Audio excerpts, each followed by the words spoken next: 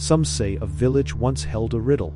What can be borrowed and bought, stolen and spent, given away and never returned? The answer seemed simple to the folk who traded grain and kindness, time and the threads that measure it, yet the weaver heard the word as an invitation. The morning air carried that quiet dare, pulling him toward a choice yet to be understood. The weaver's hands were known across the valley for making cloth that felt like patient sunlight, and his small house held more stories than cloth: a sick mother, a niece with crooked shoes, debts whispered under the table. He promised to make more, to mend what was torn, and the eyes of hungry folk fed his pride until need hardened into expectation. That expectation weighed like a stone on his chest, and he began to imagine a shortcut from want to abundance. A traveler arrived with bundles of threads so bright they seemed to hold other lives. He said the threads were borrowed from seasons yet to come, spun from futures that had not yet been lived.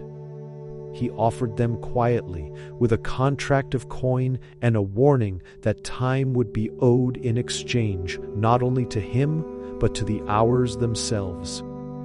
The weaver, hearing need as counsel, accepted the bundles and felt the first thrill of easy promise as the cottage filled with color, and the road ahead seemed suddenly smooth.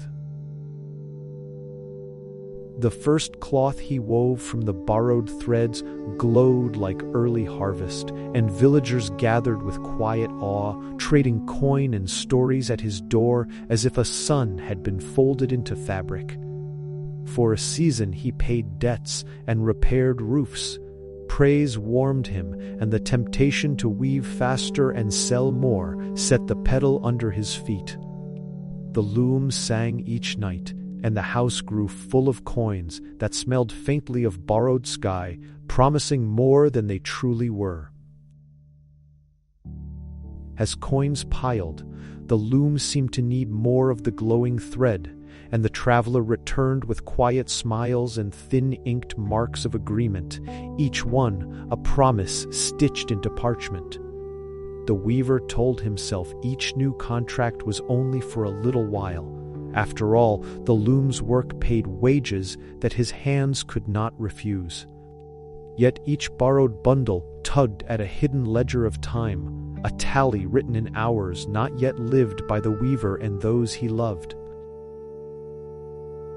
Months unfolded, and the first signs that the borrowed threads had cost more than cloth appeared as small frays. A missed meal here, a delayed visit there, a cough that lingered while he worked through the night. The traveler would nod and say patience, and the weaver believed that the end would justify the means, that future fortunes would settle the balance. But time, like a river, does not pause for payment. It takes its measure when the claiming winds come, and the weaver had not yet felt that cold breath. Neighbors' children began to ask for the stories their mother used to tell, and the weaver would answer with folded cloth and excuses. He was too busy, he would say, and the cloth would speak for him. It is told that the warmest textiles cannot replace small, living things like voice and eye and presence, and those silences gathered like snow. The community began to feel the absence of the weaver's time, even as his house stayed warm with coin and color. When the traveler came back, his smile had narrowed into something patient and inevitable. He unfolded a ledger of carved marks and pointed to the hours owed, which had gathered like winter. He did not take coin, he asked for time, for the weaver's waking days, the mornings he had promised to future selves that were now due to be delivered. The weaver felt the air leave him as if someone tightened a cord around a bellows, and suddenly the weave looked less like cloth and more like chainmail. The traveler claimed his due in ways the weaver had not imagined. Mornings that would not be his, laughter he could no longer give, the small kindnesses that unpaid time always takes first. He found himself weaving not cloth but chains, patterns of obligation that fit his body like a second skin and limited his steps, and the village watched as the man who had once given freely now counted breaths. The weaver understood, too late, that borrowed anything that costs future breath is a debt unlike any other.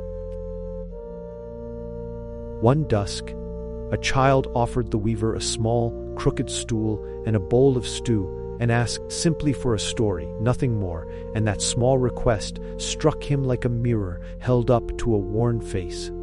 In that reflection he saw what he had sold away: the mornings to mend a broken fence, the evenings to sit with his mother, the spare hour to teach a niece to stitch. He began to understand that to keep weaving with borrowed light was to trade the rest of his life for applause measured in copper and praise. So he began to unweave, not secretly but with the village watching, pulling back luminous threads and setting them aside with a trembling reverence, returning to a pace that fit the hours he truly owned. The traveler protested with whispers about contracts and balance, but the weaver's hands learned a different math. Small acts compounded into a life, small hours hoarded into presence. It was slow work, and sometimes the cottage grew colder, but conversation returned like spring water to parched earth, and the threads on the bench began to look less like currency and more like lessons. Years later, the weaver sat with a simple blanket on his knees and a basket of small, honest threads beside him, and he taught the niece to count not coin but days spent well, a morning shared, a promise kept, a debt refused. Some say the traveler lingered at the edge of the village until the ledger's marks faded like rain on stone, and then he was gone, for the things he collected were no longer for sale. The parable closes with the weaver's cloth folded neatly on the shelf, humble, warm, unpaid by future hours, and a lesson ready to be carried.